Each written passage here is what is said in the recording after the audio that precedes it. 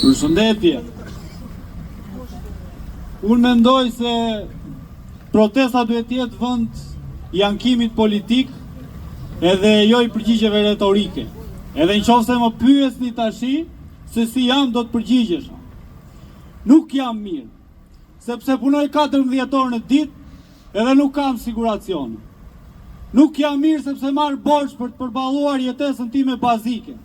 Nuk jam mirë sepse Belinda Balluku ka vjedhur në ndërtimin e vepre infrastrukturore në të cilën kalojnë për ditë prindrit, familjarët dhe bashkëqytetarët e mi.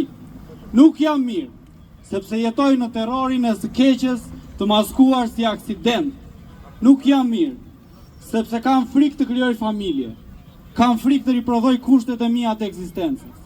Nuk jam mirë sepse në pallat uji vjen i ndotur, sepse komshit e mi vdesin të vetmuar, sepse fëmijët nuk kanë ku të luajnë.